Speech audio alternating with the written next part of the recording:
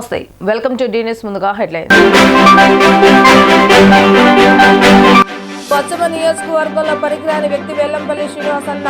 ఎన్టీఆర్ జిల్లా బీజేపీ అధ్యక్షులు అడ్డూరి శ్రీనివాస్ 2 పర్యాయాలు శాసనసభ్యునిగా పనిచేసిన వెల్లంపల్లి శ్రీనివాస్ నియోజకవర్గాన్ని ఏ విధంగా అభివృద్ధి చేశాడో చెప్పాలని డిమాండ్. ఆంధ్రప్రదేశ్ అసెంబ్లీలో విప్స్ లో అవకాశం కల్పించినందుకు సీఎం చంద్రబాబు నాయుడుకు, డిప్యూటీ సీఎం పవన్ కళ్యాణ్ కు ధన్యవాదాలు తెలిపిన సెంట్రల్ ఎమ్మెల్యే బొండా ఉమ. ప్రభుత్వం ప్రవేశపెట్టిన బడ్జెట్ ప్రజల బడ్జెట్ కాదని మరో మేనిఫెస్టో అన్న ఏపీసీసీ అధ్యక్షురాలు వైఎస్ షర్మిల. కూటమి బడ్జెట్ స్పష్టత లేని బడ్జెట్ అని విమర్శ. పశ్చిమ నియోజకవర్గంలో పనికిరాని వ్యక్తి వెల్లంపల్లి శ్రీనివాస్ అని ఎన్టీఆర్ జిల్లా బీజేపీ అధ్యక్షులు అడ్డూరి శ్రీరామ్ ఎద్దేవా చేశారు. 2 పర్యాయాలు శాసనసభ్యునిగా పనిచేసిన వెల్లంపల్లి శ్రీనివాస్ పశ్చిమ నియోజకవర్గాన్ని ఏ విధంగా అభివృద్ధి చేశాడో చెప్పాలని అన్నారు. భవానీపురంలోని ఎన్డీఏ కార్యాలయంలో ఇటీవల ఎన్డీఏ కూటమిలో చేరిన కార్పొరేటర్లతో కలిసి అడ్డూరి శ్రీరామ్ మీడియా సమావేశంలో భవానీపురంలోని ఎన్డీఏ కార్యాలయంలో ఇటీవల ఎన్డీఏ కూటమిలో చేరిన కార్పొరేటర్లతో కలిసి అడ్డూరి శ్రీరామ్ మీడియా సమావేశంలో పాల్గొన్నారు. అనంతరం ఆయన మాట్లాడుతూ శాసనసభ్యులు సుజనా చౌదరి గురించి మాట్లాడే అర్హత, స్థాయి శ్రీనివాస్కు లేదన్నారు. శాసనసభ్యునిగా, మంత్రిగా పనిచేసిన వెల్లంపల్లి ప్రతి పనికి ఒక రేటు కట్టి అవినీతి చక్రవర్తిగా మారి 100 కోట్ల సంపదను దోపిడీ చేశాడని ధ్వజమెత్తారు. ప్రజా సమస్యలను ఏమాత్రం పట్టించుకోకుండా ప్రజల్ని, ప్రభుత్వ అధికారులను, వ్యాపారస్తులను సైతం బెదిరిస్తూ నియోజకవర్గానికి గ్రహణంలాగా పట్టుకున్నారన్నారు. ఎన్నికల్లో వెల్లంపల్లిని ఓడిస్తారని తెలిసే పక్క నియోజకవర్గానికి ట్రాన్స్ఫర్ చేస్తారన్నారు. అక్కడ కూడా తనని తరిమివేశారని, తన ఉనికిని కాపాడుకోవడానికి వెల్లంపల్లి ప్రయత్నం చేస్తున్నాడని అన్నారు. సుజనా చౌదరి పారదర్శక పాలన అందిస్తూ తన సొంత నిధులతో నియోజకవర్గాన్ని అభివృద్ధి చేస్తున్నారని, అలాంటి వ్యక్తి గురించి లేనిపోని అవాకులు చవాకులు పెడితే తగిన బుద్ధి చెప్తామని హెచ్చరించారు. ఈరోజు పశ్చిమ నియోజకవర్గ శాసనసభ్యులు సుజనా చౌదరి గారి కార్యాలయంలో ప్రెస్ ఏర్పాటు చేయడం, ఈ యొక్క ప్రెస్లోని ఎన్డీఏ కూటమికి సంబంధించినటువంటి కార్పొరేటర్లు పాల్గొని ఇప్పటి వరకు జరిగినటువంటి అభివృద్ధి మరియు రాబోయే రోజుల్లో జరగబోయే అభివృద్ధి గురించి మాట్లాడుతున్న నేపథ్యం. అంతేకాకుండా నిన్న మాజీ శాసనసభ్యులు వెల్లంపల్లి శ్రీనివాస్ కూడా నిన్న ప్రెస్ పెట్టి కొన్ని మాటలు, తప్పుడు ప్రచారం చేయడం జరిగింది. ముఖ్యంగా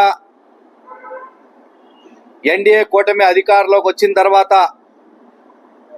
పారదర్శక పాలన అందిస్తూ రాష్ట్ర అభివృద్ధి లక్ష్యంగా, ప్రజల సంక్షేమే ధ్యేయంగా అభివృద్ధి పదంలో నడుస్తూ గత 3 సార్లు అసెంబ్లీ జరిగిన సందర్భాలు చూసినట్టయితే పారదర్శకంగా ప్రతి విషయంపై చర్చ జరిగే విధంగా నిన్న కూడా అసెంబ్లీలోని బడ్జెట్ ప్రవేశపెట్టి 2,94,000 చిల్లర కోట్లు బడ్జెట్ ప్రవేశపెట్టి దీనిపై చర్చ జరగడం కోసం ఒకరోజు హాలిడే ఇవ్వడం జరిగింది.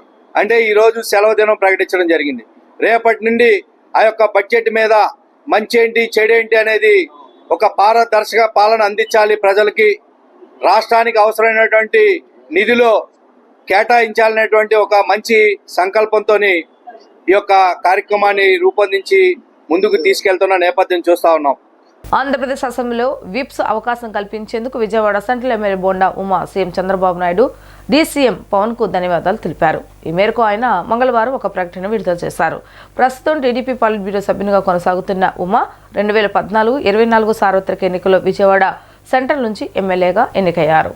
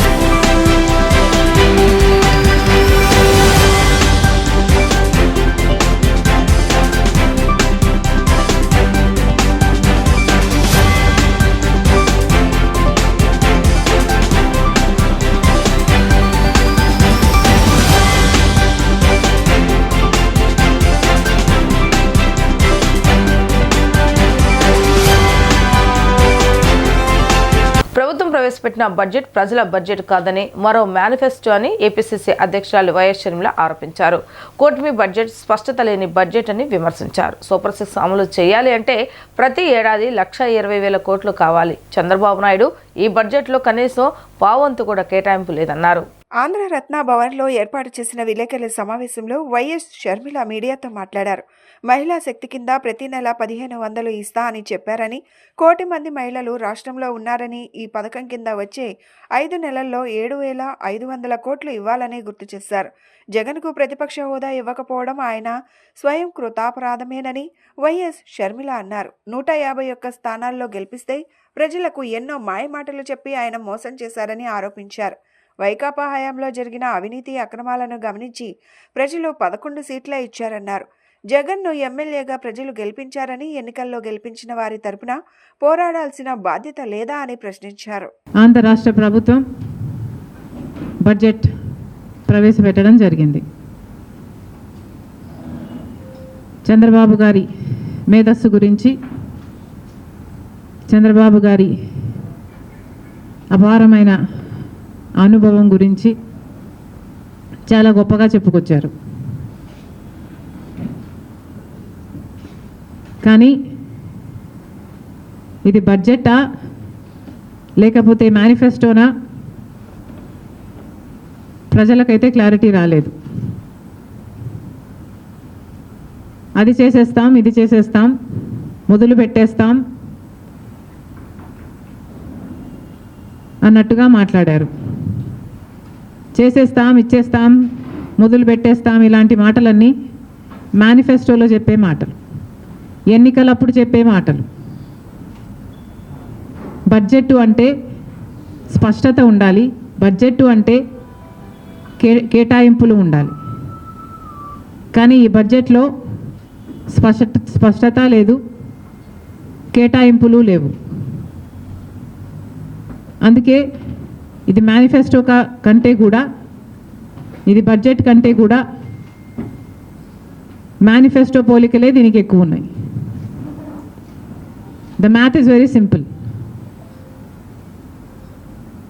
చంద్రబాబు గారు చాలా గొప్పగా చెప్పుకున్న సూపర్ 6, సూపర్ 6కు అమలు చేయాలి అంటే దాదాపుగా ప్రతి సంవత్సరము 1,20,000 కోట్ల రూపాయలు కావాల్సి ఉంటుంది అని ఒక అంచనా.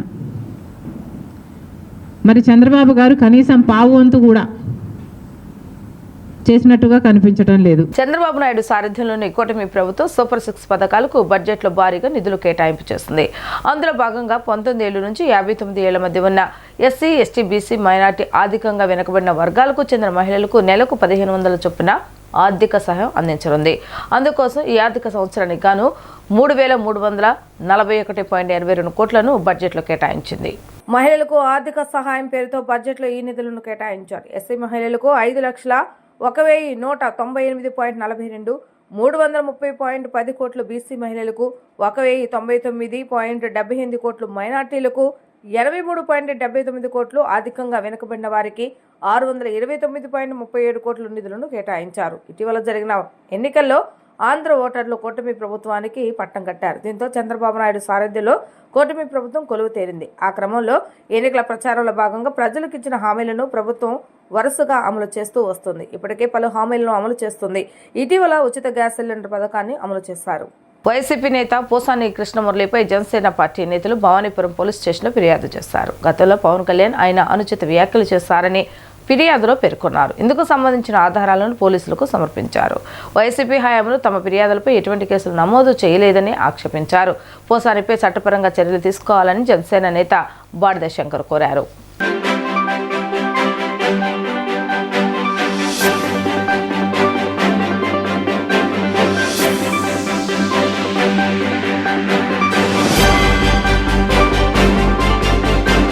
ప్రీపెయిడ్ విద్యుత్ స్మార్ట్ మీటర్లను బిగిస్తే ప్రజలకు ప్రమాదంగా మారుతుందని సిపిఎం నాయకులు అభిప్రాయం వ్యక్తం చేశారు.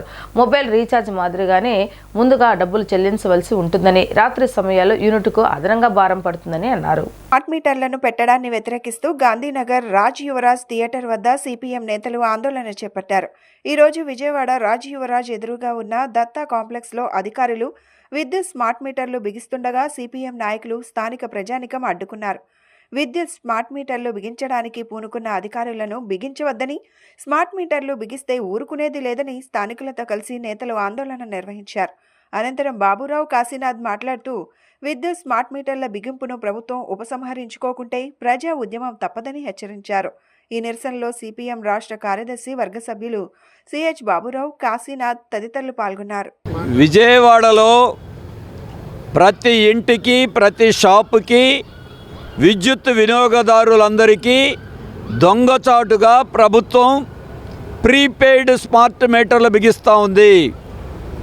ఇది రేపు రాబోయే రోజుల్లో ప్రజల జేబులు ఖాళీ చేసేటువంటి అదానీ మీటర్. ఎన్నికల్లో వెల్లంపల్లిని ఓడిస్తారని తెలిసే పక్క నియోజకవర్గానికి ట్రాన్స్ఫర్ చేస్తారన్నారు. అక్కడ కూడా తనని తరిమివేశారని, తన ఉనికిని కాపాడుకోవడానికి వెల్లంపల్లి ప్రయత్నం చేస్తున్నాడని అన్నారు. సుజనా చౌదరి పారదర్శక పాలన అందిస్తూ తన సొంత నిధులతో నియోజకవర్గాన్ని అభివృద్ధి చేస్తున్నారని, అలాంటి వ్యక్తి గురించి లేనిపోని అవాకులు చవాకులు పెడితే తగిన బుద్ధి చెప్తామని హెచ్చరించారు. ఇవాళ మీటర్లు ఆపుతామని మాట చెప్పి మీటర్లు ఎందుకు బిగిస్తా ఉన్నారు? ఈ మీటర్ల వల్ల ఫోన్లో బ్యాలెన్స్ వేయించుకున్నట్టే రేపు కరెంటు కూడా బ్యాలెన్స్ వేయించుకోవాలి. ముందే బ్యాలెన్స్ వేయించుకుంటే కరెంట్ వస్తుంది, మళ్ళీ బ్యాలెన్స్ అయిపోతే కరెంట్ ఆగిపోతుంది. అసలు ఈ ప్రమాదకర విధానాన్ని ఎందుకు తేవాలి అంటే ప్రజల జేబులు ఖాళీ చేయటానికి. ఇదే కాదు, ఈ మీటర్కి అయ్యే ఖర్చు 13,000 రూపాయల నుంచి 30,000 రూపాయల దాకా మీటర్కే కాదు, దీని నిర్వహణకు కూడా ఖర్చు అవుతుంది. సుమారుగా 10 ఏళ్లలో రాష్ట్ర ప్రజల మీద 36,000 కోట్ల రూపాయలు భారం వేయబోతున్నారు. నవంబర్ 1 నుంచి ట్రూఅప్ ఛార్జీల పేరుతో 6,072 కోట్లు మన దగ్గర నుండి వసూళ్లు మొదలుపెట్టారు. మళ్ళీ తిరిగి ఇంకొక 11,000 కోట్ల రూపాయలు డిసెంబర్ 1వ తేదీ నుండి, అంటే 2024 పూర్తి కాకుండానే వచ్చిన 4 మాసాలు అవ్వకముందే 17,000 కోట్ల రూపాయల కరెంటు ఛార్జీల భారాన్ని తెలుగుదేశం కూటమి ప్రభుత్వం మన రాష్ట్ర ప్రజానీకం మీద మోపబోతూ ఉంది. ఇప్పటికే వసూళ్లు మొదలుపెట్టారు. దానికి తోడు అదనంగా స్మార్ట్ మీటర్లు అంట. ఈ స్మార్ట్ మీటర్లను సిపిఎం మొదటి నుంచి వ్యతిరేకిస్తూ ఉంది. ఇది అదానీ కంపెనీ తయారు చేసినటువంటి స్మార్ట్ మీటర్లు. గత ప్రభుత్వంలోనే ఈ నిర్ణయాలు వచ్చినాయి. అప్పుడు చంద్రబాబు నాయుడు గారు చెప్పారు, ఏమని?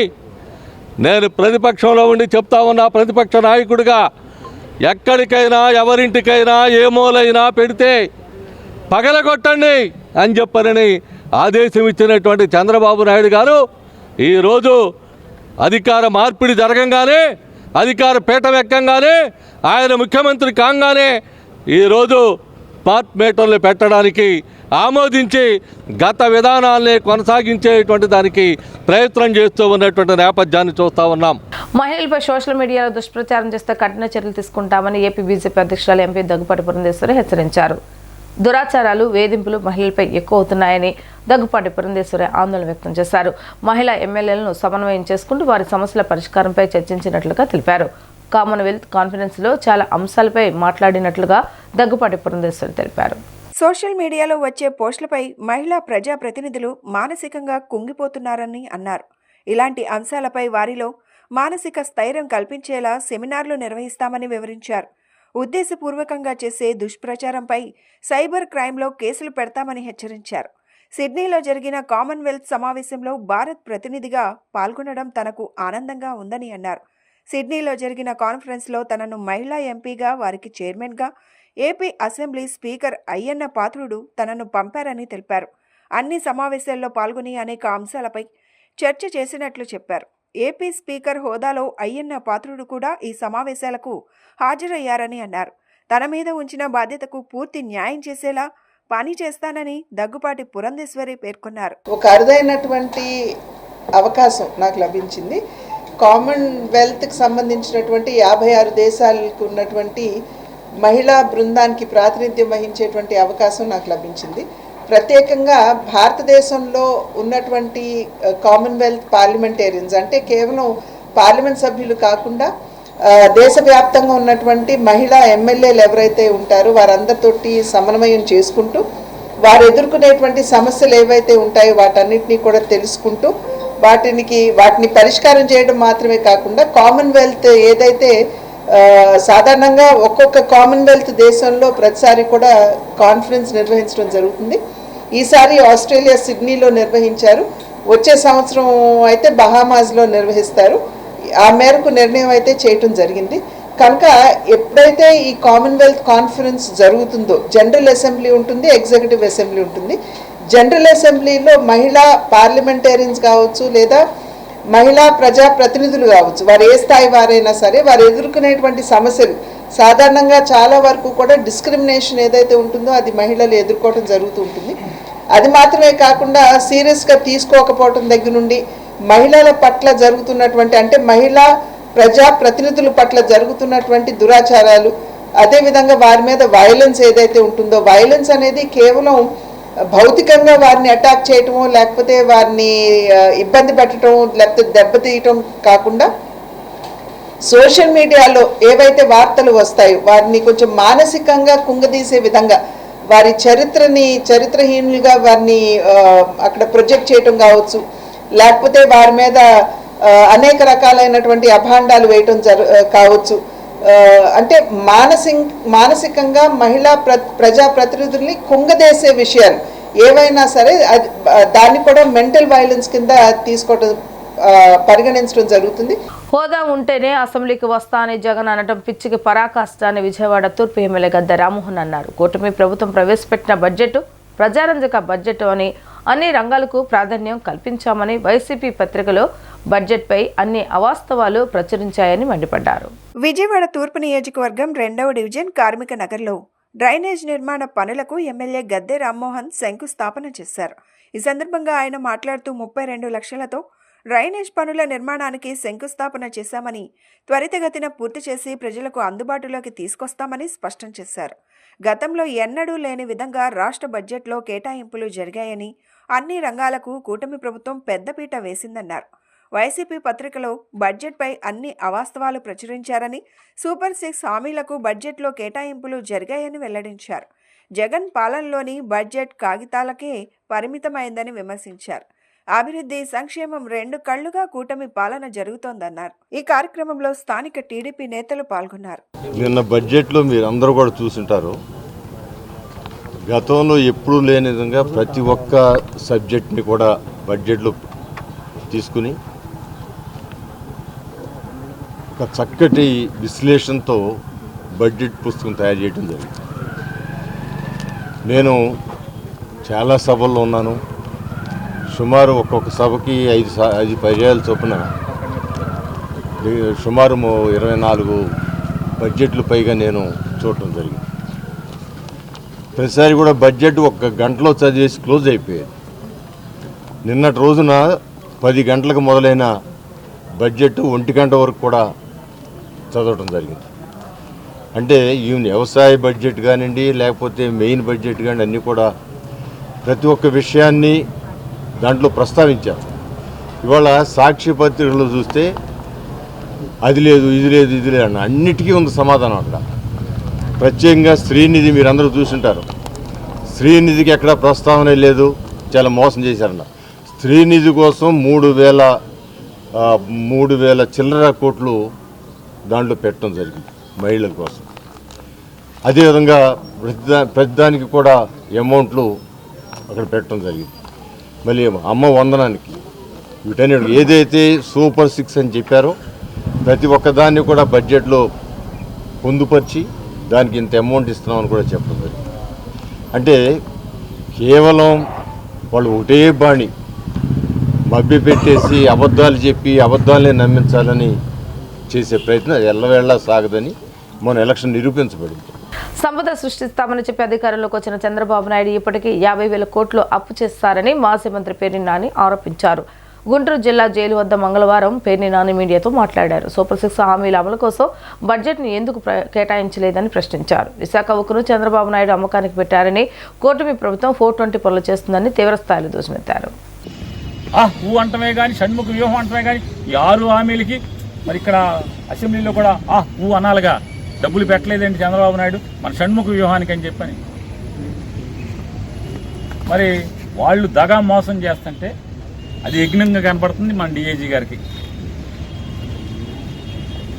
సంపద సృష్టిస్తానని చెప్పని జనాల్ని మోసం చేసి ఓటు వేసుకుని వచ్చి ఇప్పటికీ 50,000 కోట్లు అప్పు చేశాడు. ఇంకా 4 నెలలు పూర్తోలా, 4 నెలలు పూర్తవకుండా 50,000 కోట్లు అప్పులు చేశాడు. విశాఖపట్నం ఇంకా చాలా చోట్ల స్థలాలకి అమ్మకాలు పెట్టాడు. విశాఖ ఉక్కు అమ్మకానికి పెట్టారు. ఇంత చీటింగ్ చేసి 420 వ్యవహారాలు చేసేటువంటి ప్రభుత్వం వాళ్ళదైతే వాళ్ళు యజ్ఞం చేయటం ఏంటి? డిఐజీ గారికి యజ్ఞం చేసినట్టు కనపడటం ఏంటి? వాళ్ళు చేసే పాపాలు కదా. ఆయనకి యజ్ఞాలు అంటే మామూలుగా ఆయన రిజైన్ చేసేసి వచ్చి నుంచుంటే బాగుంటుంది కదా. ప్రతిపక్ష హోదా ఇవ్వాలనుకుంటున్న జగన్కు నియమ నిబంధనలు తెలుసా అని టీడీపీ బోర్డు సభ్యులు భానుప్రకాష్ రెడ్డి ప్రశ్నించారు. సేమ్ హోదా అయినా ప్రతిపక్ష హోదా అయినా ప్రజలే ఇవ్వాలని అన్నారు. అసెంబ్లీకి వెళ్లి పులివెందుల సమస్యలు మాట్లాడాలని జగన్ను అక్కడ ప్రజలు డిమాండ్ చేయాలన్నారు. ప్రజలు బుద్ధి చెప్పినా ఇంకా యుగోతో అసెంబ్లీకి వెళ్లను అంటున్నాడని, అసెంబ్లీ మీద గౌరవం ఉంటే జగన్ అసెంబ్లీకి వెళ్లాలని డిమాండ్ చేశారు. బీజేపీ కార్యాలయంలో ఏర్పాటు చేసిన విలేకరుల సమావేశంలో ఆయన మాట్లాడారు. గత 5 ఏళ్లలో సోషల్ మీడియా పోస్టులను ప్రోత్సహించింది జగన్ కాదా అని ప్రశ్నించారు. అసభ్య పోస్టులు, వీడియోలు పెట్టినా జగన్ ఎందుకు స్పందించలేదని నిలదీశారు. అడ్డుకోవాల్సిన వైసీపీ పెద్దలు నీచమైన పోస్టులను ప్రోత్సహించారని మండిపడ్డారు. ఇప్పుడు కూటమి ప్రభుత్వంలో చట్టపరంగా చర్యలు తీసుకుంటున్నారని తెలిపారు.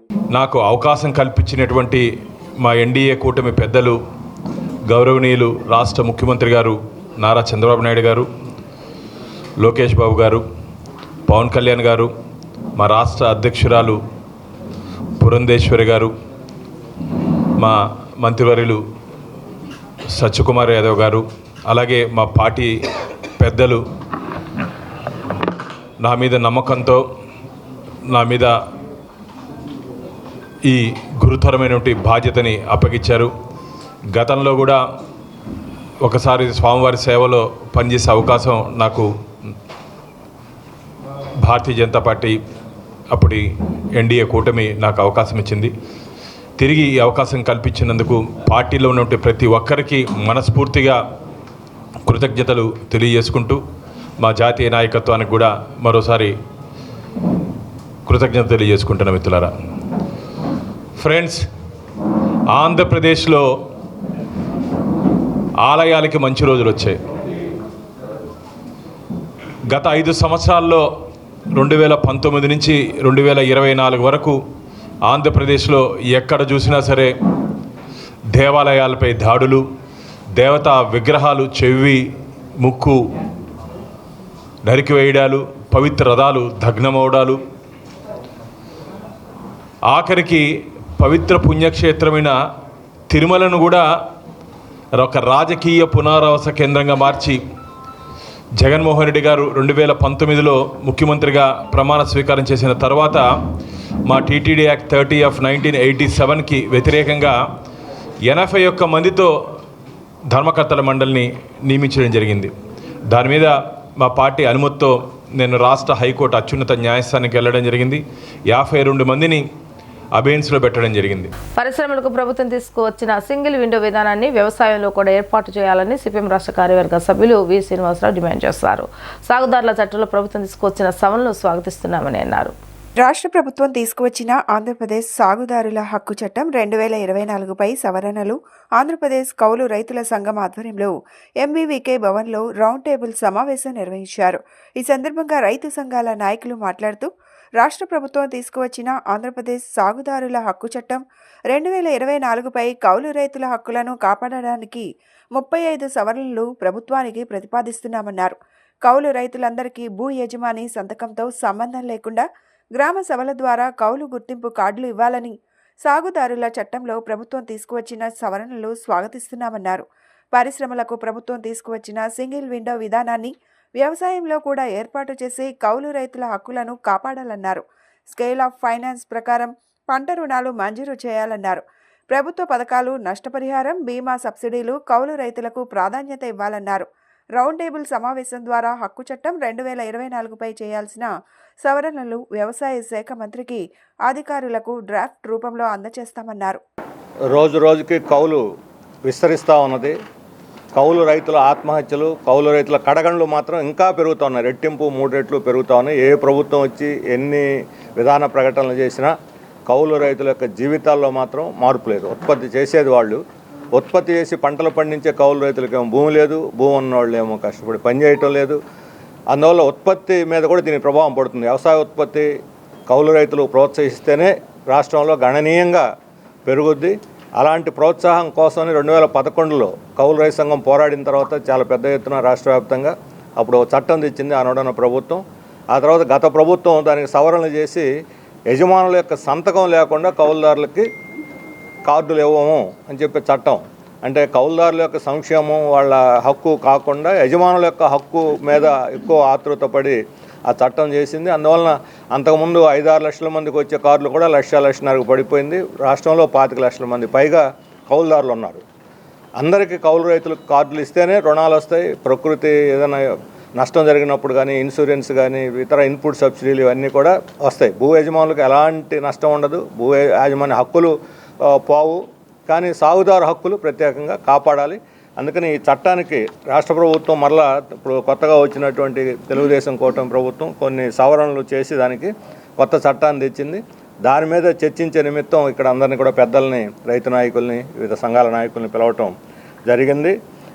ఇందులో ప్రధానంగా మౌలికమైన విషయం, దీంట్లో కూడా ఉన్నటువంటి లోపం, కౌలుదారుల హక్కులు కాపాడటం ఎలా, వాళ్ళకి మంచి సంక్షేమం, వాళ్ళ అభివృద్ధి ఎలా అనే దానికన్నా భూమి యజమాని భూమికి మద్దతు గ్యారెంటీ ఇవ్వటం ఎలా అనే దాని మీద ఎక్కువ కేంద్రీకరించి ఉన్నది. భూ యజమాని భూమికి ఖచ్చితంగా గ్యారెంటీ ఇవ్వాలి. ఇవ్వటానికి ఎవరు, మాతో సహా ఎవరు వ్యతిరేకం కాదు. వార్తలు ముగించే ముందు హెడ్లైన్స్ మరొకసారి. పశ్చిమ నియోజకవర్గంలో పనికిరాని వ్యక్తి వెల్లంపల్లి శ్రీనివాస్ అన్న. ఎన్టీఆర్ జిల్లా బీజేపీ అధ్యక్షులు అడ్డూరి శ్రీనివాస్. 2 పర్యాయాలు శాసనసభ్యునిగా పనిచేసిన వెల్లంపల్లి శ్రీనివాస్ నియోజకవర్గాన్ని ఏ విధంగా అభివృద్ధి చేశాడో చెప్పాలని డిమాండ్. ఆంధ్రప్రదేశ్ అసెంబ్లీలో విప్స్లో అవకాశం కల్పించినందుకు సీఎం చంద్రబాబు నాయుడుకు, డిప్యూటీ సీఎం పవన్ కళ్యాణ్కు ధన్యవాదాలు తెలిపిన సెంట్రల్ ఎమ్మెల్యే బొండా ఉమా. ప్రభుత్వం ప్రవేశపెట్టిన బడ్జెట్ ప్రజల బడ్జెట్ కాదని మరో మేనిఫెస్టో అన్న ఏపీసీసీ అధ్యక్షురాలు వైఎస్ షర్మిల. కూటమి బడ్జెట్ స్పష్టత లేని బడ్జెట్ అని విమర్శ. ఇవి రోజు వార్తా విశేషాలు. మరలా తిరిగి ప్రసారమే వార్తలు మళ్ళీ కలుద్దాం. అందరూ సెలవు. నమస్కారం.